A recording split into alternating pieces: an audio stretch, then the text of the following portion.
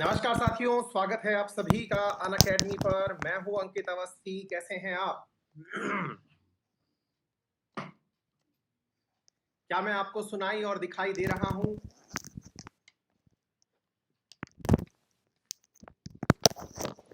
Very good. सब बढ़िया है एकदम। कैसा रहा त्योहार आप लोगों का? और स्पेशली आज भी त्योहार है, गोवर्धन पूजा का त्योहार है आज, और कल भाई दूज है, फिर 2-4 दिन बाद छठ पूजा है। तो पूरा त्योहार ही वीक वीक पूरा त्योहारों का ही है। और ऐसी स्थिति में हम खुशी के साथ पढ़ते रहेंगे, ऐसा हमारा मानना है। और ईश्वर करे कि हम सबकी जिंदगी में ऐसे ही हर्षोल्लास बना रहे, ताकि बहुत अच्छे से सब कुछ पार हो जाए, नहीं? गुड़िया बेस्ट बेस्ट है बेटा। हाँ भाई, प्लवन बनर्जी कह रहे हैं कि मैं पीएसयू में जॉब करता हूँ। मैं सुबह 8:30 को निकलता हूँ और घर अराउंड 8 PM। मैं वेस्ट बंगाल सर्विसेज की प्रिपरेशन ले रहा हूँ। कैसे टाइम मैनेजमेंट करें, काइंडली हेल्प। बिल्कुल बिल्कुल बिल्कुल। आज का ये सेशन बेसिकली रखा ही इसलिए गया है क्योंकि आज बच्चों को क्या हुआ कि कल हमने है ना हमारे यूपीएससी स्टूडेंट्स के साथ बातचीत की थी। तो बातचीत की तो उस बातचीत में ये निकल के आया कि बच्चों को सबसे ज्यादा क्राइसिस हो रहा है, तो वो एक चीज है और उसका नाम है टाइम मैनेजमेंट। और टाइम मैनेजमेंट के साथ में हाउ टू कीप मोटिवेटेड, यानी कि अपने आप को पूरे टाइम तक मोटिवेटेड कैसे रखें। ये दो स्थितियां थी। तो इन चीजों को ध्यान में रखते हुए मैंने सोचा कि आज की क्लास इस विषय पर ली जाए, क्योंकि मुझे ये दो प्रमुख मुद्दे लगे जो विद्यार्थियों के बीच में थे।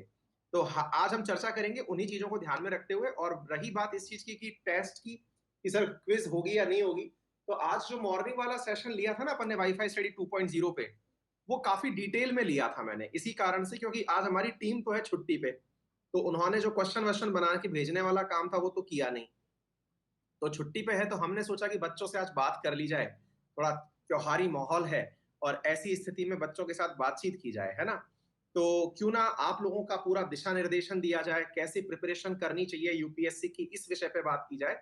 और जो हम लोग सामान्यतया मिस करते हैं एक दूसरे से बात करना, क्योंकि मैं अपनी सुनाता हूं, आप लोग अपनी नहीं सुना पाते, तो वो जो है ना, कुछ तुम कहो कुछ मैं कहूं, तो दोनों ही बातें हो जाएंगी। तो आज का सेशन आप लोगों के लिए डेडिकेटेड है, और स्पेशली विद्यार्थियों के लिए जिन्होंने मतलब बहुत लंबे समय से मेरे साथ बात करनी चाहिए है। वो अपनी बातें मुझे लिखकर मैसेज के माध्यम से भेजते रहें, और हम उन चीजों की बातें यहाँ पर क्लास के साथ में करते हैं, है ना भाई? चलिए, तो हम क्या कर रहे हैं कि आज की क्लास के कुछ प्रमुख बिंदु बना रहे हैं जिन पर हम चर्चा करेंगे। जिनमें से सबसे पहला पॉइंट जो हम ले रहे हैं वो है, जो सभी विद्यार्थियों के जीवन में बहुत दिक्कत करता है। दो इशू लगे जो मैंने कल लगभग 150-200 बच्चों से बात की थी, जो अपनी यूपीएससी क्लास के जो स्टूडेंट्स हैं, जो पढ़ते हैं इस प्लस कोर्स वाले, उन सबके साथ में बात करने पर एक चीज निकल के आई कि उनकी जो बहुत बड़ी दिक्कत है वो टाइम मैनेजमेंट है। और दूसरी जो सबसे बड़ी दिक्कत है वो उनकी है कि 7 दिन तो मोटिवेट रह लेते हैं, लेकिन मोटिवेशन उसके बाद नहीं रहता। मोटिवेशन उसके बाद खत्म हो जाता है, कंटिन्यू नहीं रहता। मतलब मोटिवेशन बहुत बड़ी दिक्कत करता है। ठीक है? तो ये दूसरी चीज है। और तीसरी चीज कि हम लोग सर बहुत सारे एग्जाम्स की तैयारी एक साथ कर रहे होते हैं। यानी कि आप में से बहुत सारे विद्यार्थी एसएससी, यूपीएससी, रेलवे, यानी सबको साथ लेके चल रहे हैं। जैसे किसी घर के किसी व्यक्ति ने कभी कह दिया था कि बेटा यूपीएससी की तैयारी कर लो, बाकी छोटे मोटे एग्जाम अपने आप निकल जाएंगे। तो सर हम लोग है ना 5-7 फॉर्म एक साथ भरते हैं, जिसमें लग जाए बस वो हमारा है। हाँ, स्टेट पीसीएस हम सबको एक साथ लेकर के चल रहे हैं, है ना? तो उसके बारे में भी चर्चा की जाएगी कि क्या ये वाकई में संभव है या नहीं है, इसके बारे में भी चर्चा की जाएगी। डन। अच्छा, इसके अलावा जो और चर्चा रहेंगी, हालांकि हमने लास्ट टाइम भी चर्चा की थी कि सर मैं ना सोचता तो बहुत हूं कि मैं यूपीएससी कर लूं, क्या मैं लायक हूं इस चीज के, यानी कि क्या मैं यूपीएससी की तैयारी कर सकता हूं? अपने आप से एक जो सवाल हम सबके बीच में रहता है कि क्या मैं यूपीएससी की तैयारी शुरू कर सकता हूं? तो इसके लिए अपने आप को कैसे मैं लायक पाऊं? क्या है मेरे अंदर काबिलियत कि यूपीएससी मैं निकाल सकता हूं या नहीं निकाल सकता हूं? है ना? ये कुछ ऐसे पॉइंट है। और इवन यूपीएससी छोड़ो, कईयों को तो ये भी डाउट है आप में से कि क्या कभी मैं सक्सेसफुल हो पाऊंगा? क्या कभी मैं सक्सेसफुल हो पाऊंगा? ये विद्यार्थियों के बीच में रहने वाला, स्पेशली जब हम कंपटीशन में होते हैं ना, तब का ये सबसे बड़ा डाउट है। सर यूपीएससी तो छोड़ो, क्या मैं रेलवे के एनटीपीसी का एग्जाम भी दे पाऊंगा क्या? मतलब सर एनटीपीसी का जो एग्जाम है उसमें 1 करोड़ बच्चे फार्म भरे हैं, क्या सर मैं उसको पास कर पाऊंगा? मतलब आप में से ना जो हमारे साथ में रोजाना सुबह बच्चे पढ़ते हैं, देखिए मुझे बहुत ही खुशी है इस बात की, जब मैं कल विद्यार्थियों से बात कर रहा था, कल प्लस क्लास के विद्यार्थियों के साथ बातचीत हो रही थी, तो एक चीज समझ में आई कि उन सबके जीवन में हमारी मॉर्निंग वाली करंट अफेयर का बहुत बड़ा प्रभाव है। जो रोजाना वाईफाई स्टडी पर हम लोग लेते हैं 2.0 पर, उसका बहुत प्रभाव है उनके जीवनचर्या में। और मुझे उनसे ये बात समझ में आई कि जिस प्रकार से उनके जीवन में बहुत प्रभाव है, ऐसे ही अपनी क्लास के बहुत सारे विद्यार्थी जिनकी बात आज तक नहीं पहुंच पाई मुझ तक, उनके जीवन में भी कहीं ना कहीं इस वाली क्लास ने बहुत परिवर्तन लाए हैं। यानी कि उनके या तो सोचने का तरीका बदल गया, या विस्तार हो गया सोचने के अंदाज में, और अपने आप को अब वो समझने लगे हैं कि हाँ हम भी कुछ कर सकते हैं। ये सब बातें निकल के आई, तो मैं बहुत प्राउड फील कर रहा हूं। और मैं ये मानता हूं कि आप जितने भी यहाँ क्लास में उपस्थित हैं, आप सबकी फीलिंग्स उन 150-200 बच्चे जो थे उनसे बात करके मुझे समझ में आ गई कि आप भी ऐसा ही सोचते होंगे।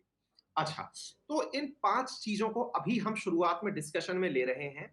इसके अंदर मैं ये मानता हूँ कि बहुत सारे बच्चों की बातें स्वतः ही समाप्त हो जाएँगी, यानी कि दिक्कत नहीं आएगी, बहुत सारे बच्चों की बातें इसी में ही कंप्लीट हो जाएँगी।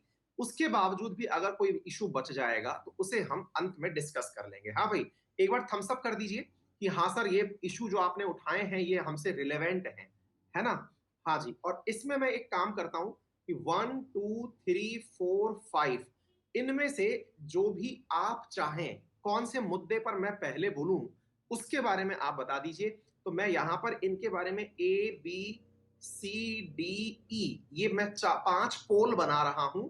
आप इनमें से बता दीजिए जो मुद्दा आप पहले चाहते हो, उस पोल उसको मैं पोल कंडक्ट करवा ले रहा हूं। ठीक है ना? तो आप जिस भी टॉपिक पे सबसे पहले बुलवाना चाहें, पोल में आप मुझे बता दें, मैं उसी के अनुसार चल दूंगा। मुझे एक आंसर क्लिक करना होता है, तो मैं एक आंसर ऐसे ही क्लिक कर दे रहा हूं, बाकी आप जो है अपने हिसाब से जल्दी से बता दीजिए। जिसका मत प्रतिशत ज्यादा रहेगा मैं उस पर बोल दूंगा, ताकि अधिकतम बच्चों को अधिकतम लाभ हो। ठीक है, तो 53% अभी तक मतदान जो है वो पहले ही पॉइंट के पक्ष में आया है, उसके बाद थर्ड पॉइंट के पक्ष में है। तो पहली प्राथमिकता होगी हमारा फर्स्ट पॉइंट, फिर थर्ड पॉइंट, फिर सेकंड पॉइंट, उसके बाद में हमारे पास फोर्थ पॉइंट, और फिर फिफ्थ पॉइंट। ये हमने प्राथमिकता क्रम डिसाइड कर लिया है।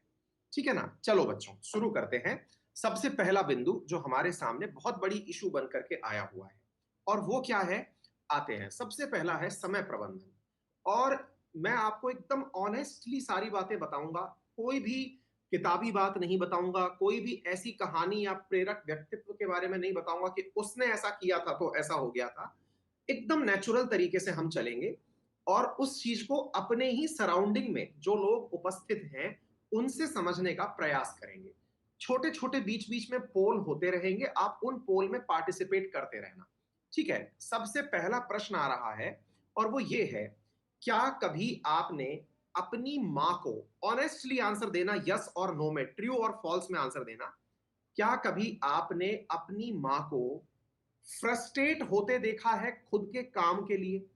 पोल बिल्कुल सामने है कि भाई मैं, मतलब ये काम मुझसे नहीं होगा, या फिर कल तक तो सब सही था, आज गड़बड़ हो गया, है ना, मतलब मैं कर नहीं पा रही हूं। मैं केवल आपसे पूछ रहा हूं, क्या कभी आपने ऐसा देखा है कि आपकी मां जो है वो तनाव में चल रही है उनका समय प्रबंधन ही नहीं हो पा रहा है? कभी देखा? अच्छा, जिन बच्चों को, जिन्होंने ट्रू किया है ना, वो ट्रू वाले वो हैं जो सवाल नहीं समझ पाए। सवाल नहीं समझ पाए से मतलब हुआ कि उनको नहीं पता कि उनको क्या पूछा गया है। पूछा ये गया था कि आपकी माताजी जब से आप पैदा हुए हैं तब से वो रोजाना सुबह जगती हैं, आप लोगों को चाय दूध इन सब की व्यवस्था करती हैं। पिताजी को ऑफिस जाना होता है तो वो उनके लिए भोजन की व्यवस्था करती हैं, आप लोगों के लिए भोजन की व्यवस्था करती हैं। सबके जीवन चक्र को बहुत अच्छे से मेंटेन करके चलती हैं। और आप, अगर मैं फिर से पोल कराऊंगा, डेफिनेटली कराऊंगा, है ना, फिर से इस सवाल को थोड़ा सा समझ लेते हैं एक बार।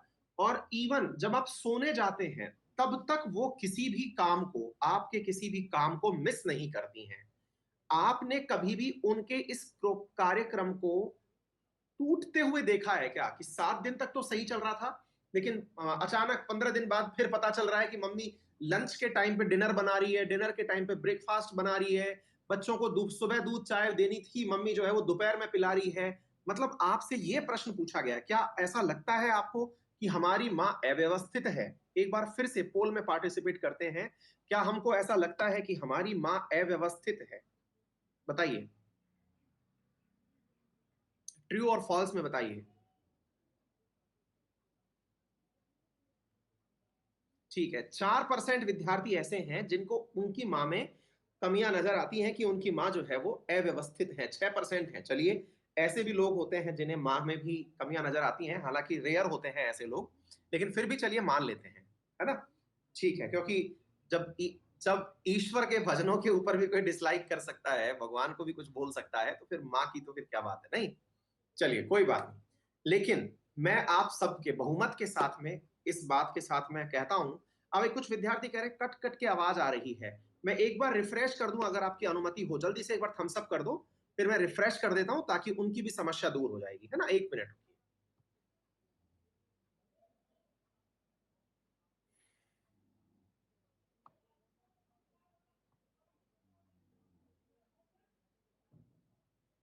हाँ बेटा, अब उम्मीद है कि सबको सब सही हो गया होगा। आइए अब बात करते हैं।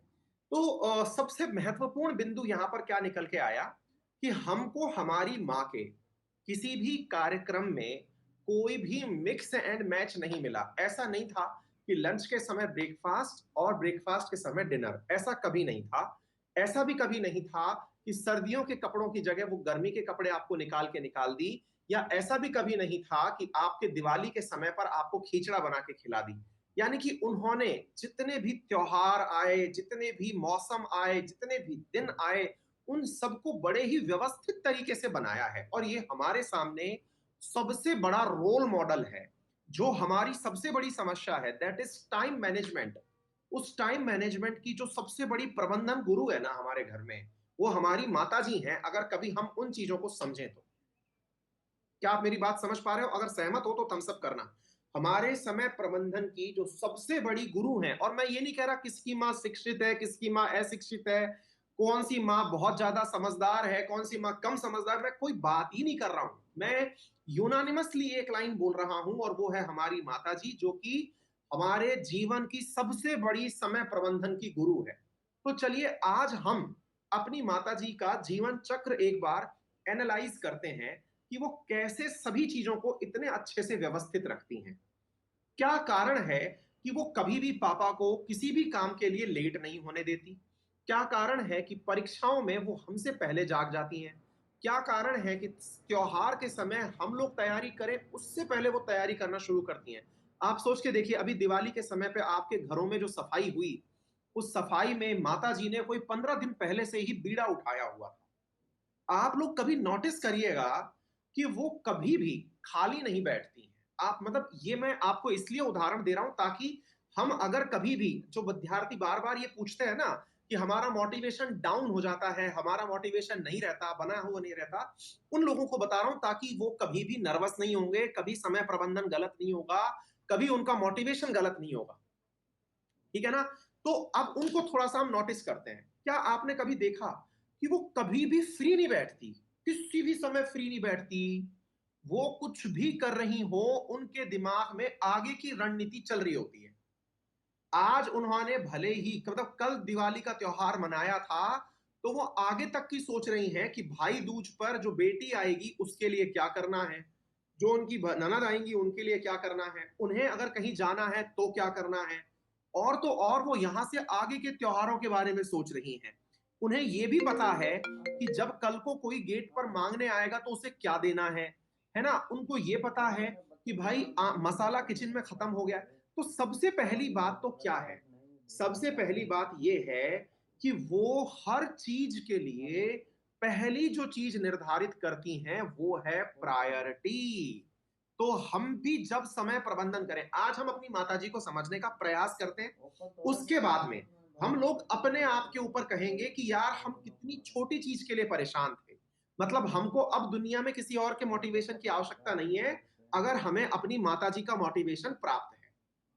एक विद्यार्थी लिख रहे हैं, रानू खान लिख रही हैं कि सर आपने तो रुला दिया। बेटा ये सच्चाई है, माँ को अगर हम थोड़ा भी समझ पाए, असल में क्या है, हमें कभी जीवन में टाइम नहीं मिलता क्योंकि हम उन्हें ग्रांटेड लेके चल रहे होते हैं। अगर जीवन में हम कभी अपनी माता जी को थोड़ा भी समझ पाए ना, तो हमको घर में ईश्वर ने भगवान देके भेजे हैं। हमारे माता पिताजी जब कहते हैं कि जब ईश्वर खुद नहीं आ सकता था ना धरती पे, तो उन्होंने अपने स्थान पर पेरेंट्स भेज दिए कि जाओ, अब तुम्हारे घर में मैं खुद का अपना रूप भेज रहा हूं। पर मुसीबत क्या है कि अपने गांवों में कहावत होती है कि घर का जोगी जोगना, आन गांव का सिद्ध। मतलब हम अपने घर के लोगों को इज्जत नहीं देते और घर के लोगों को हम बहुत इज्जत देते हैं कि वो सही है, हम अपनों को नहीं मानते। ठीक है ना? तो मेरे प्यारे साथियों, अब इस चीज को थोड़ा समझने का प्रयास करिए। सबसे पहले वो निर्धारित करती हैं प्रायोरिटी, और जिसमें वो प्रायोरिटी निर्धारित करती है, प्रायोरिटी का मतलब होता है प्राथमिकता देना। वो प्राथमिकता निर्धारित करती हैं। कैसे? आपने कभी भी देखा होगा, उनकी पहली प्राथमिकता कौन होता है? उनकी पहली प्राथमिकता आप होते हैं। आप बच्चे हैं जिनका भविष्य बनाना है। वो आप लोगों के लिए, कभी आपने नोटिस किया है, हालांकि कुछ मैं खुद बोलते बोलते कभी सेंटी हो जाऊंगा, लेकिन वास्तविकता ये है, आपने कभी नोटिस किया है कि वो जब आपको कुछ खिलाती हैं, तो कई बार उनका खुद का खाना खत्म हो जाता है, उनके पास में भोजन नहीं बचता, लेकिन फिर भी वो आपको भोजन कराती हैं, क्योंकि आपको वो खाना अच्छा लग गया। आपको खाना अच्छा लग गया तो वो अपने हिस्से की जो सब्जी है, अपने हिस्से की जो मिठाई है, इवन चपाती तक भी वो दोबारा बनाने को तैयार हो जाती हैं, लेकिन कभी भी वो आपको परेशान नहीं होने देती, क्योंकि उनकी प्राथमिकता आप हैं। क्या आप मेरी बात समझ पा रहे हैं? तो कहने का अर्थ क्या है? प्राथमिकता जब सर्वोच्च होगी तो सारे कष्ट मिनिमम हो जाएंगे। मेरे प्यारे साथियों, आपके जीवन में कोई भी चीज अगर प्राथमिकता है, फिर चाहे वो यूपीएससी है, फिर चाहे वो एसएससी है, फिर चाहे वो रेलवे है, कोई भी एग्जाम अगर आपके जीवन की प्राथमिकता है, तो प्राथमिकता के सामने, अगर एग्जाम आपकी प्राथमिकता है ना, तो आपके पास में चाहे एक बार के लिए धन की शॉर्टेज आ जाए, चाहे आपके पास में स्वास्थ्य की समस्या आ जाए, चाहे आपके पास में पेन खत्म हो जाए, रिफिल खत्म हो जाए, जो चीज खत्म हो जाए, लेकिन आपकी तैयारी अचल रूप से चलनी चाहिए। क्या आप मेरी बात समझ पा रहे हैं? मेरे प्यारे साथियों, पॉइंट को नोट करना। हमारी मां अगर बुखार में भी पीड़ित हैं, तभी आपको याद है कि आपने भोजन बनाया हो। आप लोग सब समर्थ हैं, समझते हैं बातों को, लेकिन आप रेयर ऑफ द रेयरेस्ट होगा जब माँ की हेल्प आपने की हो। हमारी क्लास की कुछ बच्चियां जरूर करती होंगी कि भाई ठीक है माता जी, क्योंकि बच्चियां तो खुद ही भविष्य में आगे चल करके इस मतलब सृष्टि का निर्माण करने वाली हैं, क्योंकि पूरी दुनिया तो उन्हीं के ऊपर चलती है। हम सब लोग तो कचरा पड़ती हैं। समझ रहे हैं? तो कहने का मतलब क्या है कि उनकी प्राथमिकता जिस चीज को उन्होंने बना के रखी, कभी भी अगर हमें उनको बुखार हुआ, इवन आज एक काम करिएगा मेरे कहने से, एक छोटा सा काम बता रहा हूं मैं आपको, आज जाकर के करिएगा। आज जाकर के ना अपने माँ के हाथ चेक करना। आज जाके अपनी माँ यूं बस पूछना कि मम्मी आपके हाथ दिखाओ, और उनके हाथ जब देखोगे ना, तो उनके हाथ पे आपको कहीं ना कहीं कट नजर आएंगे। एक चीज देखना, आपको उनके हाथ में कहीं ना कहीं बहुत सारे कट नजर आएंगे, जो कि उनके हाथ में सब्जी काटते समय, और आज भी होंगे वो उनके हाथ के कट कभी खत्म ही नहीं होते हैं। लेकिन क्या कभी आपने सोचा कि अपनी माँ के हाथ में लगे हुए वो कट, जिसमें से कभी खून निकलता है, कभी मवाद पड़ती है, और उनके हाथ में वो निशान परमानेंट हो चुके हैं। क्या आप मेरी बात समझ रहे हो? उनको देखना आज जाकर के कि मम्मी एक बार हाथ दिखाइए आप प्लीज। क्लियर? तो आप देखना उनको कि उनके हाथ में कई निशान परमानेंट हो चुके हैं, लेकिन आज तक उन्होंने इस चीज को बहाना नहीं बनाया।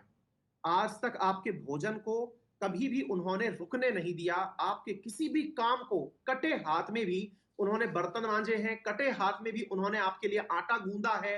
आपके किसी स्वाद में कॉम्प्रोमाइज नहीं होने दिया। मैं केवल आपसे यह कह रहा हूं कि अगर आप लोग एक बार भी अपनी माता जी से यह सीख लें कि प्राथमिकता क्या होती है, तो फिर मुझे नहीं लगता कि आपको किसी और चीज से मोटिवेशन की आवश्यकता है। आपको कोई नहीं पढ़ना, आपको किसी भी व्यक्ति के जीवन चक्र के बारे में नहीं पढ़ना, अगर माता जी को थोड़ा भी समझने का प्रयास कर लिया। आप में से बहुत सारे विद्यार्थी कहते हैं कि सर हमको ना 5 दिन मोटिवेशन रहता है, 7वें दिन मोटिवेशन खत्म हो जाता है। तो भाई, वो जो 7वें दिन मोटिवेशन खत्म होता है, उनकी समस्या का समाधान ये है कि अपनी माँ के साथ थोड़ा समय बिताया करिए। अक्सर मैं क्लास में एक लाइन बोलता हूँ कि कुछ भी परेशानी आए अपने पेरेंट्स के साथ समय बिताइए। वो जो समय बिताना है ना, असल में वो यही चीज़ है। आप उनके साथ बैठिए, आपको अपने आप समझ में आ जाएगा कि क्या है जीवन। क्लियर? नंबर 1 चीज़। अब आप पूछेंगे कि सर इसमें समय प्रबंधन का क्या लेना देना है? प्राथमिकता से समय प्रबंधन का क्या है? मैंने कहा प्राथमिकता जब होती है ना, तो सारी चीजें सेकेंडरी हो जाती हैं। जैसे आपकी प्राथमिकता अगर यूपीएससी एग्जाम है, तो अब आपको कोई और चीज तंग नहीं करेगी। जैसे कि भाई कल बारिश आ गई, मौसम अच्छा था इसलिए पढ़ने का मन नहीं किया। नहीं, अगर जीवन की पहली प्राथमिकता तैयारी करना है, तो फिर और चीज आपको परेशान करेगी नहीं। आपको पहले ये निर्धारित करना है कि क्या मेरा गोल मेरी समझ में इसी लेवल का है जिस तरह से मेरी माँ की प्राथमिकता मैं हूं। बात अगर समय प्रबंधन की आए, तो उस समय प्रबंधन को वो नोटिस करिएगा कि माता जी जब हम सबके लिए कुछ ना कुछ कर रही होती हैं, तो उन्होंने निर्धारित किया होता है कि बच्चों को किस समय किस चीज की जरूरत है। ठीक इसी प्रकार से सेकंड केयर करती हैं वो आपके पिताजी की, कि भाई उनको किस तरह से चीजों की आवश्यकता होगी, वो उन्हें उसी क्रम में व्यवस्थित करके रखती हैं। मेरे प्यारे साथियों, समय प्रबंधन जब आपकी नजर में आपके किसी लक्ष्य को आप इज्जत देने लगेंगे, तो स्वतः ही समय प्रबंधन और मोटिवेशन आ जाएगा। तो हम सबसे पहले ये निर्धारित करें कि क्या जो हम चाहते हैं वो हम चाहते हैं या कोई हमसे कह रहा है करने के लिए। मतलब यदि आप एग्जाम में सेलेक्ट होना चाहते हैं, ये आपकी खुद की चाहत है या किसी ने धक्का दे रखा है कि तुम्हें ये करना चाहिए। इन दोनों में रात दिन का अंतर है। अगर आपकी अपनी चाहत है ना बच्चों, कि मुझे सिलेक्शन लेना है, नौकरी लेनी है, तो समय प्रबंधन जैसी बीमारी कभी आएगी ही नहीं। आप हर एक मिनट को बचाएंगे। मैं आपको बताता हूं मेरे प्यारे साथियों, मैं थोड़ा सा अपने जीवन के बारे में भी आपको बताता हूं। मेरी शादी को हो चुके हैं 8 साल, 2 बेटियां हैं। ठीक है? जब मेरी शादी को 8 साल हो चुके हैं, ये आपको बिलीव होना चाहिए। और मैंने तैयारी करना जब शुरू किया, मतलब मैंने स्टेट पीसीएस का जब एग्जाम क्वालिफाई किया, तब मुझे शादी को लगभग 5 साल तैयारी को हो चुके, शादी को हो चुके थे कि भाई अब शादी हुए काफी टाइम हो गया, पैसा भी खूब कमा लिया, अब पढ़ाई करनी है। अब पढ़ाई करने के लिए सबसे बड़ी किल्लत ये कि आप इतनी सुविधाओं में से रह करके स्टूडेंट की लाइफ जब जिएंगे, तो बड़ी मुसीबतों का सामना करना पड़ता है। ठीक है ना? हाँ भैया, लव या अरेंज कभी बाद में चर्चा करेंगे। हाँ जी, सवाल क्या बन रहा है कि यार इतनी सुविधाओं में से, क्या कि काफी अच्छा कमाता था, 7 डिजिट में इनकम टैक्स भरता था उस समय भी। ठीक है? तो ऐसी स्थिति में यार अब घर में सारी सुविधाएं हैं, लेकिन स्टूडेंट को तो परिश्रम करना पड़ता है। तो मैंने अपने आप के परिश्रम में जिन चीजों को जोड़ा, मैं जयपुर रह के पढ़ाई किया, राजस्थान की राजधानी है जयपुर, और वहां लाइब्रेरी में बैठ के पढ़ा करता था। इवन अभी भी, अभी मेरा इंटरव्यू है मतलब नेक्स्ट मंथ में, तो भी मैं लाइब्रेरी वापस जाके बैठूंगा, क्योंकि वो होता है ना कि आप परिवार के साथ बैठ के नहीं पढ़ पाते हैं, तो डेफिनेटली वापस जयपुर जाऊंगा। तो पॉइंट क्या है मेरे प्यारे साथियों, द सीन इज कि आप जब किसी चीज के लिए निकलते हैं ना, तो सेक्रीफाइस बहुत ज्यादा डिमांड में होते हैं।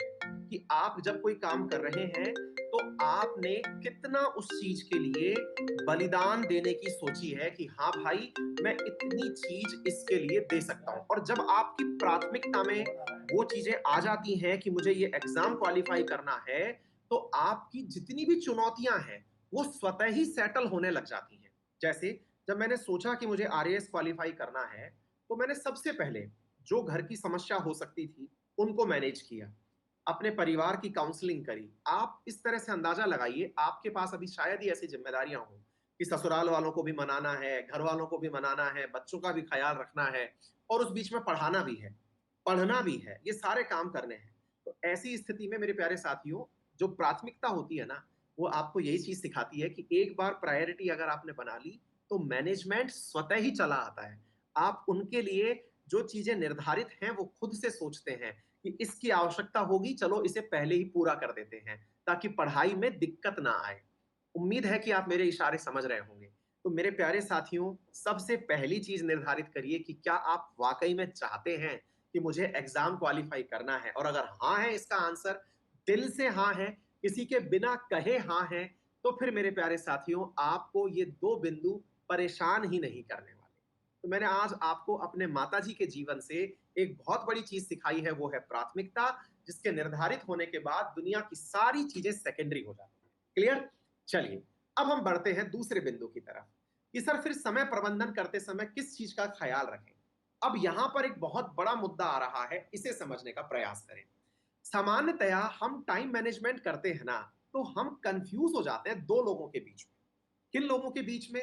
एक तो है जो वास्तविक आप हैं, दो लोगों के बीच में हम कंफ्यूज होते हैं। उनमें से एक का नाम है रियल यू, रियल यू का मतलब जो आप हैं, और एक दूसरे होते हैं जिसका नाम है इमेजिनरी, इमेजिनरी यू, यानी कि जो काल्पनिक आप हैं। ये दो लोग हैं जिनमें आप कंफ्यूज रहते हैं।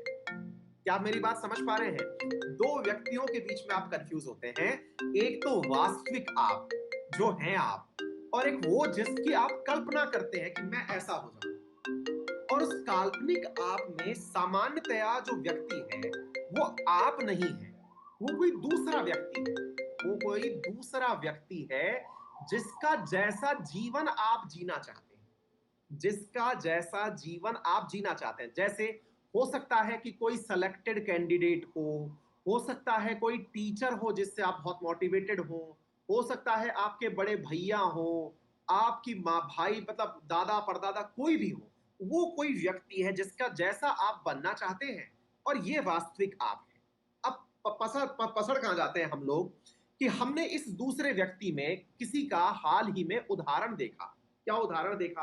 कि भाई हमने उदाहरण देखा कि एक व्यक्ति है जो रिसेंटली आईएएस बना है, और उसने कहा कि मैं केवल 4 घंटे पढ़ करके आईएएस बन गया। मेरी तरह पढ़ोगे तो आईएएस बन जाओगे। बहुत अच्छी बात है। उसने जो कहा उस बात को देख करके तो ये लगा कि साहब हमको तो आईएएस बनना है, तो इस तरह का मॉडल फॉलो करना है क्योंकि इस व्यक्ति ने ये कहा। ठीक बात है।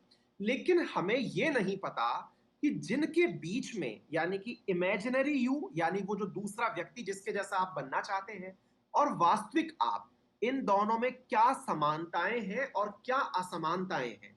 मतलब ये है, अगर मान लीजिए कि आप और मैं दौड़ लगाएं कि दोनों में से कौन आगे निकलेगा, और मैं आपसे कह दूं कि चलिए मुझे दौड़ लगाना है, अब तो मुझे मैराथन जीतना है और मुझे आप सबसे आगे निकलना है। मैंने आपको चैलेंज तो दे दिया, लेकिन मैं इस चैलेंज की डे वन पर ही मेरी समझदारी मुझे याद दिला देगी कि मिस्टर अंकित अवस्थी, तुम जो बातें कर रहे हो ये सब फर्जी हैं, तुमसे जीता नहीं जाएगा, क्योंकि तुमसे 4 कदम तो चला नहीं जाएगा। तुमको कोई खाने की चीज दिख गई तो तुम उधर मुड़ जाओगे, तो तुम्हारा चलने फिरने का मतलब नहीं है, तुम्हारा दिशा भटकनी तय है। लेकिन मैं बात कर दिया कि नहीं, मुझे आपके साथ में कंपटीशन करना है और आगे निकलना है। क्लियर? तो मेरे प्यारे बच्चों, इस चीज को थोड़ा ऐसे समझने का प्रयास करो कि आपके दो लोगों के बीच जब कंफ्यूजन हो ना, रियल यू और इमेजिनरी यू के बीच में, तो पहले ये मैच करो कि क्या आप दोनों की परिस्थितियां सेम है क्या, क्या आप दोनों की आवश्यकताएं सेम है क्या। हो सकता है कि जिस व्यक्ति जैसा आप बनना चाहते हो उसकी परवरिश में, आपकी परवरिश में रात दिन का अंतर हो सकता है उसकी जो आवश्यकता थी, उसे साइंस बहुत अच्छे से आती थी, आपको ना आती हो, उसे जीके बहुत अच्छे से आती हो, आपको ना आती हो। क्या आप मेरी बात समझ पा रहे हो? कहने का अर्थ यह है कि हम जब भी किसी को फॉलो करें, पहले ये समझें कि क्या हम दोनों सेम हैं। अगर नहीं है तो अपनी जरूरतें पहले समझो, फिर समय प्रबंधन करो। किसी को कॉपी पेस्ट करके समय प्रबंधन मत करो कि वो 16 घंटे पढ़ लेता है तो मैं 18 घंटे पढ़ूंगा। क्या आप मेरी बात समझ पा रहे हो? किसी से कंपटीशन करके नहीं, पहले यह समझिए कि मेरी आवश्यकता क्या है, मेरी आवश्यकता क्या है और मैं हूं कौन, मेरी काबिलियत क्या है, मेरी काबिलियत क्या है, ये समझिए पहले। अगर ये दो बातें आप समझ गए तब जाकर समय प्रबंधन के बारे में विचार करिए। समय प्रबंधन ऐसे ही नहीं आता। असल में समय प्रबंधन इसलिए बिगड़ जाता है क्योंकि वो वास्तविक आप हैं ही नहीं जिसने टाइम टेबल बना लिया। वो वास्तविक आप हैं ही नहीं जिसने टाइम टेबल बना लिया, क्योंकि आप किसी और का जीवन जी रहे हैं। और मेरे प्यारे साथियों, आप किसी और का जीवन परमानेंट नहीं जी सकते। आप अपना ही जीवन परमानेंट जी सकते हैं। क्या आप मेरी बात समझ पा रहे हैं? आप अपना ही जीवन जी सकते हैं, किसी और का जीवन नहीं जी सकते। कि भाई मुझे उस जैसा बनना है, अरे बनना है, लेकिन उससे पहले पहले खुद को समझो। आपकी आवश्यकता क्या है? मेरी, मान लीजिए कि मैं एक व्यक्ति का उदाहरण लेता हूं, उसकी आवश्यकता है कि उसको ना मैथ्स बहुत ज्यादा पढ़नी है क्योंकि उसको आती नहीं है। अच्छी बात है। लेकिन एक व्यक्ति जिसको मैथ 5 मिनट में समझ में आ जाती है, उसको सवाल करने में समय ही नहीं लगता, तो उसकी आवश्यकता मान लीजिए कि रीजनिंग है या कोई और सब्जेक्ट में, कोई सा भी उदाहरण ले लीजिए। इसका मतलब क्या हुआ? आवश्यकताओं में अगर अंतर है तो समय प्रबंधन में भी अंतर होगा। और दूसरी बात, मेरी काबिलियत क्या है? अब मैं आपको उदाहरण देता हूं और आप इस चीज से डेफिनेटली एग्री करेंगे। मेरे प्यारे साथियों, आप में से बहुत सारे प्यारे बच्चे ऐसे हैं जिनको मॉर्निंग में पढ़ना बहुत अच्छा लगता है, लेकिन आप में से बहुत सारे बच्चे ऐसे भी हैं जो नाइट में 9 टू 12 या 9 टू 2 PM 2 AM तक पढ़ते हैं। और बिल्कुल होता है, सबका अपना अपना है। कहने का मतलब क्या हुआ? इसका मतलब ये हुआ कि हम लोगों के जीवन क्रम में पढ़ाई की प्राथमिकता का समय भी तो अलग अलग है। मैं कभी पढ़ रहा हूं, कोई और कभी पढ़ रहा है। क्या आप मेरी बात समझ पा रहे हैं? तो ऐसी स्थिति में अब अंकित सर सुबह सुबह क्लास लेने आए, और वो क्लास लेने आए और कह दिए कि बेटा आप लोगों को सुबह 6:30 बजे रोज लाइव आना है। लेकिन गुरुजी मैं आता हूं, मुझसे आया नहीं जाता। अब ये बड़ी बात है कि सर जो मेरी काबिलियत है कि मैं 9 से 2 रात को पढ़ता हूं और बहुत अल्टीमेट लेवल की पढ़ाई करता हूं।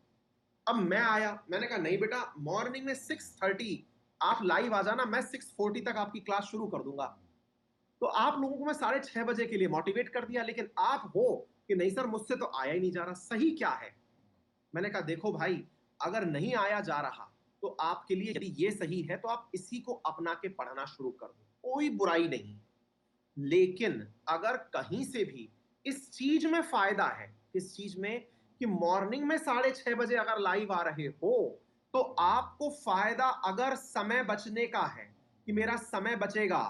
दूसरी चीज, मेरा समय बचने के साथ साथ मेरे समझ में ज्यादा आएगा। अगर आपका स्वार्थ यानी कि आपकी आवश्यकता आपको यह बताए कि परिवर्तन की आवश्यकता है काबिलियत में, तो ही परिवर्तन करिए, अदरवाइज परिवर्तन मत करिए। उदाहरण के लिए मेरे प्यारे साथियों, मुझसे जो बच्चे मॉर्निंग में पढ़ते हैं वो मॉर्निंग में 1-1.5 घंटे में अपनी पूरी क्लास खत्म कर लेते हैं, यानी एक बार में लग के ही क्लास खत्म हो गई। लेकिन जो दिन भर में मेरी क्लास देखते हैं, जो वीडियो देखते हैं, लाखों की संख्या में बच्चे क्लास देखते हैं, उनको मेरा वीडियो खत्म करने में 2-2 3-3 बार बैठना पड़ता है। 2-2 3-3 बार बैठना पड़ता है का मतलब यह हुआ कि एक बार शुरू करी, बीच में कोई काम आ गया, थोड़ा उठ गए, ये फिर शुरू करी, नोट्स बनाने का मन कर गया तो कहीं और खो गए। तो जो वो वाला समय किल हो रहा है उसका हमें अंदाजा ही नहीं था। दूसरी बड़ी चीज क्या थी? मॉर्निंग में जब हमको सुबह कुछ पढ़ने का मौका मिलता है ना, देखो मैं आपको बताऊं, मैं बचपन से आज तक, मेरे जब पिताजी, मतलब पिताजी खुद भी शिक्षक हैं, और उन्होंने हमेशा से आदत मेरी बदली, डाली, एक तरह से ये समझिए, सुबह 4 बजे जग के पढ़ने की। और मैं आज तक, मतलब टिल डेट, मैं 3:30 बजे जग करके पढ़ना शुरू कर देता हूँ, मेरी आदत में है और मैं इसको लाइफ लॉन्ग कंटिन्यू करूँ। मैं आपको पढ़ाऊं या ना पढ़ाऊं, लेकिन मैं 3:30 जग जाऊंगा, 3:30 पौने 4 में जग जाता हूँ। और उस समय जो पढ़ाई होती है, मतलब पूरी दुनिया शांत, एकदम शांति। थोड़ी देर बाहर टहलता हूँ, गर्म पानी पीता हूँ, घूमता हूँ, और फिर देखता हूँ कि यार कितनी शांति है इस पूरी दुनिया में। और तब जाकर के एक बार किताब लेके बैठता हूँ तो ऐसा लगता है कि ये सारा ज्ञान बस जा रहा है, मतलब ईश्वर से साक्षात्कार हो रहा है एकदम। वो जो पॉजिटिविटी मुझे आती है ना, अगर मुझे ये समझ में आ गया कि वो मॉर्निंग में ही आती है, तो भाई मैं वही काम फिर प्राथमिकता से करूंगा। आपकी अगर काबिलियत आपकी आवश्यकता से मैच कर जाए कि मुझे भी सुबह पढ़ने से समझ में ज्यादा आता है, तब तो आप परिवर्तन करिए, और अगर नहीं आता है तो मत करिए। आप में से कई कहेंगे सर मैंने 2 दिन कोशिश की थी लेकिन नहीं हो पाया। मेरे प्यारे साथियों, 14 दिन में आदत बदलती है। 14 डेज तक अगर आप कंटिन्यू जगते रहे तो आपकी वो आदत कन्फर्म हो जाएगी। कुछ विद्यार्थियों को समय ज्यादा लगता है, वो 21 डेज का लगता है, लेकिन 14 दिन के अंदर मैंने प्रैक्टिकल करके देखा है, बहुत सारी आदतों को लेके वो 14 दिन के अंदर सेट हो जाती है। ठीक है ना? तो 21 डेज तो हाईएस्ट है, 21 डेज में बॉडी क्लॉक सेट हो जाती है। लेकिन फिर भी अगर आपको लगता है 14 दिन में काम सेट हो जाता है, आपकी नींद खुद से खुल जाएगी। ठीक है ना? ये हो गया। तो अपना समय कैसे बनाएं, प्रबंधन कैसे करें? आंसर है कि आप अपनी आवश्यकता को पहचानें, अब काबिलियत को पहचानें। ठीक है सर। तो मैंने अपनी काबिलियत और आवश्यकता पहचानी तो पता चला कि सर मैं केवल 6 घंटे ही पढ़ सकता हूँ। सर मैंने खूब पढ़ के देख लिया कि मैं 6 घंटे से ज्यादा नहीं पढ़ पाता। मैंने कहा भाई ये 6 घंटे कौन से वाले हैं? बोले सर मैं वीडियो देखता हूँ 6 घंटे, तो क्योंकि आजकल तो वीडियो के अलावा कोई पढ़ाई हो ही नहीं रही है, तो 6 घंटे तो सर मैं वीडियो देखता हूँ। हमने कहा अच्छा, और 6 घंटे मैं खुद पढ़ता हूँ, लेकिन सर जिनका सिलेक्शन हो रखा है वो कहते हैं 18 घंटे पढ़ना चाहिए। मैंने कहा उनको एक बार के लिए साइड में हटा दो, उनकी बात करनी नहीं है। अच्छा, एक विद्यार्थी कह रहा है कि सर मैं 6 घंटे वीडियो ही देखता हूं, मेरा ये वाला काम ही मिसिंग है। तो मैंने कहा भाई, अगर आपका ये वाला काम मिसिंग है ना, अगर आप खुद से नहीं पढ़ पा रहे हैं 6 घंटे, तो मेरा निवेदन है कि ये वीडियो देखना भी बंद कर दो, क्योंकि मैं अभी से घोषणा कर रहा हूं कि आपका सिलेक्शन नहीं होगा। मैं अभी से घोषणा कर रहा हूं कि आपका सिलेक्शन नहीं होगा, कोई सा भी एग्जाम। बिल्कुल सही कह रहे हैं शशि, सब वेस्ट है फिर। आप मतलब ये समय भी खराब मत करो, अपना डेटा भी खर्च मत करो। आप चाहे कोई सा भी, चाहे आप रेलवे की तैयारी कर रहे हो, चाहे यूपीएससी की तैयारी कर रहे हो, कोई से भी एग्जाम को दुनिया में दे लेना, अगर आप खुद से नहीं पढ़ रहे हैं तो अभी से छोड़ दो, सिलेक्शन नहीं होगा। दुनिया की कोई ताकत सिलेक्शन नहीं करवा पाएगी। और ये बात मैं रिकॉर्डेड वीडियो में और बोल रहा हूं, मतलब आप इसको रिकॉर्ड कर लेना, बोल लेना, कहीं पे भी चैलेंज कर देना। देवाश्री बेटा अंत में बता दूंगा बेटा, दिव्याश्री लास्ट में बता दूंगा बेटा, है ना, क्लियर? तो फिर आप पूछेंगे कि सर ये, हाँ, जैसे एक विद्यार्थी ने कहा सर आपने तो हमको डिमोटिवेट कर दिया इस बहाने। ये विद्यार्थी हैं जो ये कह रहे हैं, नाम इनका निकल गया, है ना, तो बोले सर इस तरह से तो सर हम डिमोटिवेट हो जाएंगे, आपने अगर इस लाइन को बोल दिया तो। बिल्कुल हो जाइए, क्योंकि अगर आप डिमोटिवेट होकर के भी सुधर जाते हैं तो वो भी मेरा मोटिवेशन है। समझ रहे हैं आप? क्योंकि अगर वीडियो देखने से किसी का सिलेक्शन हो जाता है ना मेरे प्यारे साथियों, तो जो एडिटर वीडियो के साथ बैठ करके, मैं आपको बहुत अच्छा उदाहरण देता हूं, आपको मालूम होना चाहिए कि जब मैं आपकी क्लास ले रहा होता हूं, मतलब आपकी जो मॉर्निंग वाली क्लास लेता हूं या यूट्यूब की कोई सी भी क्लास लेता हूं, तो हमारा एक व्यक्ति उस समय क्लास में बैठ करके वो सारी बातें सुन रहा होता है। क्यों सुन रहा होता है? कि कहीं आवाज तो नहीं चली गई बीच में, या कोई खर-खर की आवाज तो नहीं आ रही है, या सर ने कोई ऐसी बात तो नहीं बोल दी जो बच्चों को इन्फॉर्मेशन देनी थी, हमको बतानी जरूरी थी, हम बताना तो नहीं भूल गए। एक व्यक्ति पूरे टाइम बैठा हुआ रहता है ना? लेकिन मेरे प्यारे साथियों, उसका आज तक सिलेक्शन नहीं हुआ। वो सुन ही रहा है वीडियो, लेकिन आज तक उसका सिलेक्शन नहीं हुआ। क्या मेरी बात समझ पा रहे हैं? वीडियो सुनने से अगर हो जाता तो हमारा जो एडिटर बैठता है ना, वो तो यूपीएससी जाने कब का क्वालिफाई कर लेता, क्योंकि वो तो हर क्लास में बैठता है, वो तो हर नॉलेज को पढ़ता है। क्लियर है? तो मेरे प्यारे साथियों, कृपया करके आप जो पढ़ रहे हैं उसका रिवीजन अवश्य करें। यह तय है कि जिस चीज को आपने वीडियो में पढ़ लिया, उसके रिवीजन में 15 मिनट से ज्यादा का टाइम नहीं लगेगा, क्योंकि हम सभी, मैं ही नहीं, जितने भी टीचर पढ़ा रहे हैं, जिनकी आपको समझ में आती है क्लास, वो इतना अच्छा पढ़ाते हैं कि उनका पढ़ाया हुआ 15 मिनट में रिवाइज हो जाता है। उनका पढ़ाया हुआ रिवाइज बहुत जल्दी होता है। यानी कि जो पढ़ा अगर वो रिवीजन कर लिया, तो फिर हमें किसी चीज की आवश्यकता नहीं है। क्या आप मेरी बात समझ पा रहे हैं बच्चों? थम्स अप करिए, मुद्दा समझ में आ रहा है कि हमें सबसे पहली प्राथमिकता किस चीज की रखनी है बेटा? हमें प्राथमिकता रखनी है कि हमें रिवीजन करना है। और रिवीजन जो वीडियो हमने देखा, उससे जो हमने अच्छा, फिर हाँ, एक बड़ी समस्या, बोले सर मैं आपका पूरा वीडियो देखता हूं, सबके बैठ के नोट्स बनाता हूं, बहुत टाइम लगता है, मैं आपसे एक निवेदन करूंगा, आप नोट्स मत बनाइए। बोले क्यों सर, नोट्स क्यों ना बनाए? मैंने कहा आपको जो बात नहीं आती ना, केवल उतना सा लिखिए। बोले सर मुझे तो कुछ भी नहीं आता। हमने कहा फिर ठीक है, फिर नोट्स बना लीजिए। लेकिन मैं आपको ये प्रॉमिस कर रहा हूं कि आपका जो आज समय खर्च हो रहा है, अगर आप 6 महीने मुझसे पढ़ लिए, तो 6 महीने बाद आपको लिखने की कोई जरूरत ही नहीं पड़ेगी। आपका सारा की सारा नोट्स में ऑलरेडी आ चुका है, क्योंकि फिर वही चीजें रिवाइज होती रहती है। बार बार वो चीजें आती हैं, मुश्किल से आपको 5 या 6 नए पॉइंट लिखने होते हैं, बाकी अधिकांश बातें वो पुरानी ही आती हैं। ये आप थम्स अप करिए, ऐसा होता है कि नहीं होता है? हम सबके साथ होता है ऐसा कि हम लोग बिल्कुल पढ़ने बैठते हैं सर, और क्या बोलते हैं, अब तो जो पुराने स्टूडेंट हैं उनको नोट करने के लिए मुश्किल से 5-7 बातें दिन भर की होती हैं, अदरवाइज कुछ होती नहीं है। तो ऐसी समय पर हमने केवल बोल्ड पॉइंट में लिख ली है। जैसे मान लीजिए किसी दिन मैंने सुप्रीम कोर्ट पढ़ाई, तो सुप्रीम कोर्ट से संबंधित जो आर्टिकल मैंने बोले, बस वो आपने साइड में लिख लिया, फलाना आर्टिकल, ये सब लिख लिया। फिर मैंने मान लीजिए किसी दिन पढ़ाया फाइनेंस कमीशन, तो उसका ये आर्टिकल है, इसने ये रिकमेंडेशन दिए, छोटे छोटे पॉइंट बना लिए। यानी कि एक दिन की क्लास जब मैं बोल रहा था ना, तो जो याद करने का पॉइंट था वो बुलेट पॉइंट में बना लिया।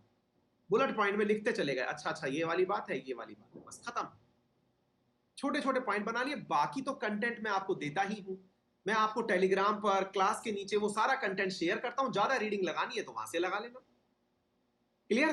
तो उतना सा किया, और हमारे पास में जब इवनिंग में एक बार जब हम कुछ भी टहल रहे थे या कुछ कर रहे थे, हमने एक बार वो वीडियो देखा, वो वीडियो नहीं देखा, अब हमने वो कंटेंट देखा कि सर ने आज की क्लास में ये वो बातें बताई थी जो मुझे नहीं आती थी, बस मुझे ये रिवाइज करनी है और मुझे याद कर लेना है। फिर देखिए आप कैसे याद होता है आपको। क्या आपको मेरी बात समझ? और ये सब जगह है, कीवर्ड्स लिखते चले जाइए, कोई सी भी क्लास देख लीजिए, कोई सी भी क्लास, मेरी नहीं, आप कोई की भी क्लास देखें, आपको कुछ ही पॉइंट होते हैं जो नहीं आते, बाकी सब आता है। क्लियर हो गया? अच्छी बात है। फिर क्या हुआ? बोले सर एक बात बताएं आप कि इस तरह से तो 15 मिनट में ही मेरा काम हो गया।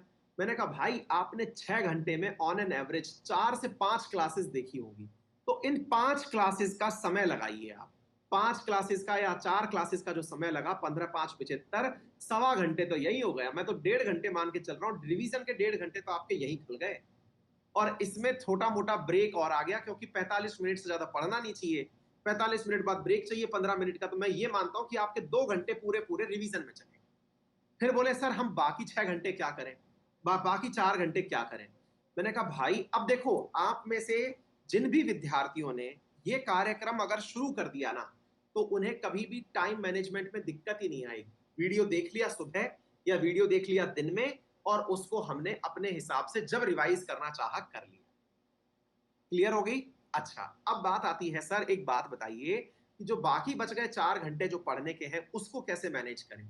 बच्चों फिर मैं एक छोटी सी बात यहां पर ऐड करना चाहूंगा, उसे आप ऑनेस्टली मान के चलना। अगर आप किताब नहीं पढ़ते तो फिर से आप अपने साथ धोखा कर रहे हैं। आपको कोई भी टीचर कुछ भी कहता हो, लेकिन एक विद्यार्थी के नाते अगर मैं आपको बात बताऊं जो ऑनेस्ट बात है, एकदम ऑनेस्ट बात है, देखिए मुझे इस बात से कोई फर्क नहीं पड़ता कि आप मेरे बारे में क्या सोचेंगे, लेकिन सच्चाई जो बताना चाहता हूं वो आप जरूर मान के चलना। मेरे प्यारे साथियों, बुक्स पढ़ने की आदत डालना, नोट्स नहीं। नोट्स तो रिवाइज हो गए, लेकिन जो स्टैंडर्ड टेक्स्ट बुक है, जैसे यूपीएससी के लिए एनसीईआरटी एक स्टैंडर्ड टेक्स्ट बुक मानी गई है कि जो पढ़नी ही पढ़नी है, नोट्स नहीं। नोट्स इसलिए नहीं क्योंकि नोट्स में तो टीचर ने ही वो सब बातें अपनी तरह से पढ़ाई हैं, आपकी समझ विकसित नहीं होने दी नोट्स ने। नोट्स ने आपकी समझ डेवलप नहीं होने दी। नोट्स ने तो जो टीचर ने समझाया उसने अपनी ही समझ से आपको समझाया, और उससे आपने वही समझा जो टीचर ने समझ रखा था। लेकिन क्या आपकी अपनी सोच डेवलप हुई? आंसर है नहीं हुई। आपकी अपनी सोच डेवलप कब होगी?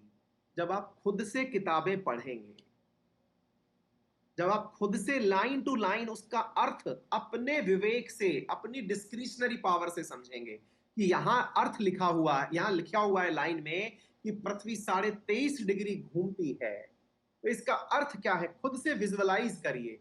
असल में वही आपके अधिकारी बनने का काम शुरू होता है। जब भी कोई चीज आप खुद से विजुअलाइज करते हैं तो आपका व्यक्तित्व बन के आता है। क्या आप मेरी बात समझ पा रहे हैं? देखो, मैं आपको क्या बोल रहा हूं, मैं प्लस के कंटेंट में भी इतना कंटेंट देता हूं कि बुक पढ़ने की आवश्यकता नहीं है, लेकिन फिर भी मैं क्या लाइन बोल रहा हूं आपसे कि बुक पढ़नी है। क्यों बोल रहा हूं? क्योंकि जो पढ़ा दिया ना उसको भी बुक में से पढ़िए, यानी एटलीस्ट एनसीईआरटी पढ़िए। क्यों बोल रहा हूं मैं इस बात को बच्चों?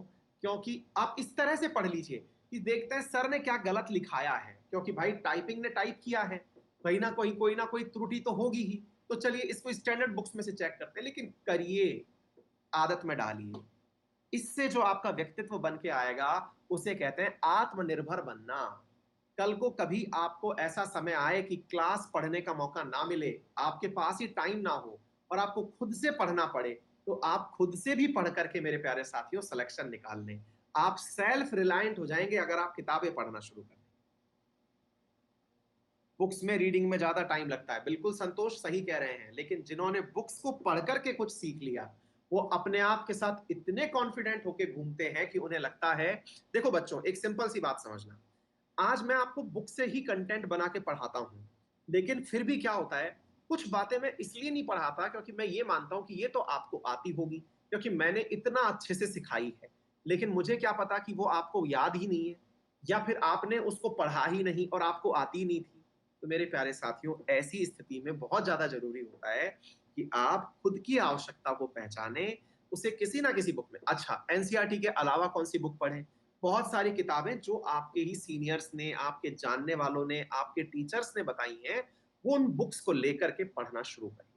ठीक है ना? चलिए, तो ये हो गया बाकी काम जो आपको करना है। बोले सर, फिर समय प्रबंधन के समय हम टाइम टेबल कैसे बनाएं? मैंने कहा, जब भी टाइम टेबल बनाओ तो जो पुरानी सीख मैंने कई बार दी है उसे अपना लो। केवल 45 मिनट एक बार में पढ़ना है, उसके बाद 15 मिनट का ब्रेक लेना है। 45 मिनट के कुर्सी टेबल पर बैठिए, मोबाइल बंद करिए, स्टॉप वॉच चलाइए और पढ़ना शुरू कर दीजिए। 15 मिनट का ब्रेक लीजिए, खड़े हो जाइए, फिर 45 मिनट बैठिए, फिर 15 मिनट का ब्रेक ले लीजिए। और इस प्रकार से अपने इन 45 प्लस 15 को ही 1 घंटा मान के पढ़ें। यानी कि असल में जब आप 6 घंटे पढ़ेंगे तो आप 45-45 के 6 स्लॉट पूरे करेंगे। यानी कि आप असल में अगर देखा जाए तो 450 मिनट ही पढ़ेंगे। वो क्या कहते हैं इसको, 45-45 मिनट के 6 सेशन अगर आप लेकर के चलोगे तो 45 दूना 90, 9 या 27, 270 मिनट पढ़ेंगे आप। क्लियर? क्या आप मेरी बात समझ पा रहे हैं? उम्मीद है आप लोगों को आज की क्लास में से बहुत सारी बातें जरूरत के हिसाब से समझ में आई होंगी। एक बार थम्स अप कर दीजिए कि आपको कुछ रिलेवेंट कंटेंट मिला आज के सेशन में। जी, तो मैंने आप लोगों को कैसे मोटिवेट रहना है इसके लिए, समय प्रबंधन के लिए बहुत सारे नुस्खे दे दिए। 7 दिन का मोटिवेशन कैसे कंटिन्यू रखें ये मैंने आपको बता दिया कि अपनी माँ को बार बार देख लें कि वो काम कैसे कर रही हैं। जब यहाँ दिक्कत आए तो एक बार प्रायोरिटीज डिसाइड कर लीजिए कि क्या वाकई में आप चाहते हैं सेलेक्ट होना। नहीं चाहते हैं तो फिर छोड़ दीजिए तैयारी कि ना हो पाएगा, खुद से ही क्लियर कर लीजिएगा। ठीक है ना? फिर इस तरफ अगर हम बढ़ते हैं यूपीएससी की तरफ कि सर हाँ, अब ये 2 सवाल और बढ़ते हैं कि सर यूपीएससी की तैयारी कैसे करते हैं। मैंने कहा भाई, यूपीएससी हो या कोई भी एग्जाम, यूपीएससी एक ऐसा एग्जाम है जो बहुत ही फाउंडेशन तरीके से किया जाता है। तो यूपीएससी के एग्जाम की तैयारी में सबसे पहली जो जरूरत थी वो है एनसीईआरटी। और जो विद्यार्थी ऑलरेडी हमारे यूपीएससी बैच में हैं उनको मैं इन्फॉर्म कर दूं कि बच्चों, आपका बेसिक से बैच आ रहा है 17 तारीख से सुबह 9:15 बजे। टाइम थोड़ा चेंज किया गया, 9:15 किया गया है। और यहां पर मैं एनसीईआरटी को आपको लाइन टू लाइन पढ़ाऊंगा। मतलब मैंने इवन इतना तक सोचा है कि अब जो बच्चे एनसीईआरटी को, जिसको मैं कहता था ना कि लाइन टू लाइन पढ़ना चाहिए, मैं वो तक काम खुद से कराने जा रहा हूं, लाइन टू लाइन पढ़ाने आ रहा हूं। आपकी इंडियन पॉलिटी शुरू कर रहा हूं, क्लास 11th की पॉलिटी लाइन टू लाइन पढ़ाने वाला हूं, नंबर 1। दूसरी बड़ी बात जो हम करने जा रहे हैं, इसके तुरंत बाद जैसे ही पॉलिटी खत्म होती है या फिर एनसीईआरटी जैसे खत्म होती है, इसके बाद मैं आपको साइंस एंड टेक्नोलॉजी और एनवायरमेंट का बैच लेकर के आऊंगा जो बहुत ज्यादा स्कोरिंग है। तो इस प्रकार से हम लोग आपकी यूपीएससी की प्रिपरेशन में आपके साथ जुड़ रहे हैं। अगर आप में से भी कोई विद्यार्थी इसमें मेरे साथ जुड़ना चाहता है तो वो मेरे साथ में मेरा रेफरल कोड अंकित10 यूज करके जुड़ सकता है। और मैं एक चीज बता दूं कि मेरे अलावा जितने भी टीचर पढ़ा रहे हैं, चाहे फिर वो इकोनॉमिक्स हो, पॉलिटी हो, कोई भी टीचर जो भी पढ़ा रहा है, उन सबका कंटेंट और क्लास आपको यहाँ मिल जाएगी। क्लास का नोट्स आपको बाईलैंग्वेज भाषा में उपलब्ध हो जाएगा, दोनों भाषा में मैं आपके सामने क्लास पढ़ाता हूँ। ठीक है ना? रही बात फीस की, तो मेरे प्यारे साथियों, जो फीस है उसके अंदर 10% डिस्काउंट मिलता है। अराउंड वो आपको 42,000 के अंदर फीस प्राप्त हो जाएगी। 46,000 फीस हो गई है, 4.2, हाँ 42,000 के अंदर आपको क्लास प्राप्त हो जाएगी। और अगर आप कोई क्रेडिट कार्ड रखते हैं तो क्रेडिट कार्ड के साथ में एडिशनल 10% डिस्काउंट भी आपको प्राप्त हो जाएगा। ठीक है बेटा? तो क्रेडिट कार्ड के साथ में आपको डिस्काउंट भी प्राप्त होता है क्योंकि बहुत सारे स्कीम ऑफर चल रहे होते हैं, एचडीएफसी वगैरह सब चला रही होती है। इसके अलावा जीरो कॉस्ट ईएमआई चलती है इनकी, आप ईएमआई बना सकते हैं क्रेडिट कार्ड से। ठीक है ना? ईएमआई के साथ आप इस क्लास को ले सकते हैं। ठीक है ना? फिर एक जो लास्ट डाउट बचा है वो क्या है कि सर क्या मैं कभी सक्सेसफुल हो पाऊंगा, ऐसा मुझे डाउट आता है। तो मैं केवल एक सीख दे रहा हूं यहां पर, उसका आंसर सुन लेना। मेरे प्यारे साथियों, जब भी आपको यह ख्याल आए कि उस एग्जाम में 1 करोड़ लोग बैठेंगे, मेरा क्या होगा, तब उस सोच को थोड़ा सा बदल देना और उसको यह सोचना कि मैं तो अकेला हूं और वहां पर जो सीट्स हैं, यानी कि जिन लोगों का सिलेक्शन होना है, उनकी संख्या 1.25 लाख है। मैं अकेला हूं और मेरे लिए 1.25 लाख सीट है। मैं अकेला हूं और मेरे लिए, अगर मैंने ये सोच लिया कि मैं यूपीएससी क्वालिफाई कर रहा हूं तो मैं अकेला हूं और 750 सीट है, मैं किस किस सीट पे जाके बैठूंगा, इतनी सारी सीटें मेरे पास है। क्या आप मेरी बात समझ पा रहे हैं? क्लियर हो गया? अच्छा, और रही बात इस चीज की, तो ये आप इसको थोड़ा सा बदलिए कि आपके पास इतनी सारी सीट है यार, मैं किस पे जाके बैठूंगा यार, इतने सारे। ठीक है, अपने आप आंसर आपको मिल जाएगा। और रही बात इस चीज की कि एसएससी, यूपीएससी और रेलवे, इन सबको मैं एक साथ लेके चलूं या ना चलूं, मेरे प्यारे साथियों, निवेदन है, जब आप बड़े कार्य के लिए निकले तो आप डेडिकेटेडली एक ही दिशा में ध्यान रखें। आपका ध्यान अगर बट गया, मेरे प्यारे साथियों, आप अजय देवगन नहीं हैं जो 2 घोड़ों पर एक साथ पैर रख करके ड्राइविंग कर लें। मेरे प्यारे साथियों, आप एक इंसान की भांति समझें, आप हीरो ना समझें अपने आप को। कहते हैं ना कि 2 नाव पर पांव रख के काम नहीं होता। तो एग्जैक्टली आपका मोटिवेशन भी अगर 2 दिशाओं में बट गया तो आपको बहुत सारी दिक्कतें आएंगी। अगर आपका गोल यूपीएससी है तो कृपया करके अन्य गोल को साइड में हटा देना, तब जाकर के यूपीएससी के बारे में सोचना। यूपीएससी को खिलौना मत समझना कि भाई ये हो जाएगा बस, बाकी तो सब हो जाएंगे। नहीं, ये आपसे पूरी तरह से, तो सेक्रेड गेम्स में है ना, बलिदान मांगता है, तो ये बलिदान मांगता है। ठीक है ना? हाँ जी, क्लियर है? तो उम्मीद है मेरे प्यारे साथियों, आप सभी को मैंने आज बहुत सारे प्रश्नों के जवाब दिए और डेफिनेटली आज का सेशन थोड़ा फ्रूटफुल रहा होगा। और बहुत सारे विद्यार्थियों को, हालांकि बहुत सारी बातें ऐसी होंगी जो पूछने के लिए बची होंगी कि सर पूछना है, और भी बातें रह गई हैं, तो उन्हें डेफिनेटली हम नेक्स्ट टर्म पर जरूर लेंगे, मैं ये प्रॉमिस कर सकता हूँ। लेकिन हर दिन के हिसाब से कुछ ना कुछ जरूर बातें जो आप लोगों को चलनी चाहिए वो मैंने बताने का प्रयास किया है। ठीक है बेटा? हाँ जी, अगर आपकी इजाजत हो और आज का सेशन थोड़ा भी आपको फायदेमंद लगा हो तो थम्स अप कर देना, है ना? और रेगुलर फिर से कल से मुलाकात होती है, कल मॉर्निंग के सुबह 6:30 बजे सेशन में करंट अफेयर के आपसे मिलते हैं। Till then take care, bye bye, see you. ध्यान रखिए, बड़ों का प्यार करिए, बड़ों का सम्मान करिए, माताजी का सम्मान करिए, उन्हें अपना गुरु बनाइए। ठीक है ना? Divyashree, please tell me how to prepare myself from basic. हाँ, तो बेटा दिव्याश्री, बेसिक से एनसीईआरटी पढ़ना प्रारंभ करिए, वही बेसिक है बेटा, है ना? बिल्कुल बेसिक से पढ़ने के लिए एनसीईआरटी पढ़ना शुरू करिए। Thank you so much. और माफी चाहता हूँ, कुछ बच्चों के सवाल फिर भी रह गए होंगे क्योंकि बड़ी संख्या में बच्चे लाइव हैं, तो हर किसी की बात का शायद मैं जवाब ना दे पाया हूँ, लेकिन मैंने फिर भी मैक्सिमम बच्चों को कवर किया है। ये आपके थम्सअप से मुझे समझ में आता है। एक बार फिर से थम्सअप कर दीजिए और मुझे बाय बाय करने का, मतलब ये सिग्नेचर है हमारा। ठीक है, चलिए, thank you so much, take care, bye bye.